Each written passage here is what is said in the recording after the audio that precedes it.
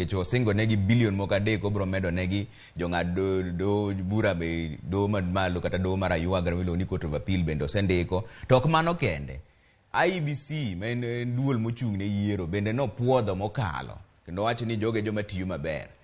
Ka in kaka ng'ama ng'iyo telo, ratiro mar telo, migepe ma ok nie pend piny owacho kaka IEBC gi doho miluongo ni judiciary gi dho ngere, be gin joma onego bed ni jatelo pako badier, nikech magi we joma koro onego bed ni ng'iyo ni to botiyo maler koso ko ti maler. To ka gin ema osekuongo pakogi momedo gi nyaka pesa, to magi be joma biro biro yiero machielo. Mano telo aila mane? En telo ma chalo oduo piko, en telo mani kare moyie ni migepe mag pogore otiya tijgi kendo imiyo mondo ikonyogi mondo migi tijegi mayot. Nikech jomoko ma wacho ni bedo ni doho nokomi pesa nyiso ni nitie kaka ni ng'ado tiendgi.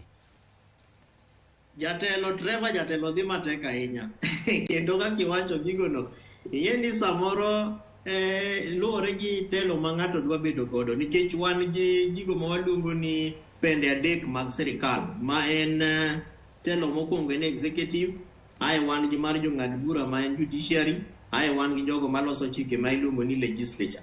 To ing'eyo ni kaka koro jatelo osechako ni bro timo nwa gima wanyalo luongo ni compromised checks and balances, nikech ing'e ni judiciary kata jogo ma jong'ad bura emoripo bed ni miye gik maluongo ni checks and balances, ma ka odhi marach to dware ni ginyise ni jatelo ka chik wacho kama to in idhi marach. Omiyo gik mosechako timogi kuom adieri gin gigo ma king'iyo kaka tudruok kata relationship mar telo mokalo ma migosi Uhuru Muigai Kenyatta ok ne gin gik mane ne dhi maber. In fact, accusations mane judiciary kata migao mar jong'ad bura ne wacho ni jatelo mane nitie nodagi medo gi pesa gimoluongo ni Judiciary Training Institute. To king'iyo kaka koro migosi William Ruto kosedonjo to wacho ni pesa manotuonu cha anadhi miyo.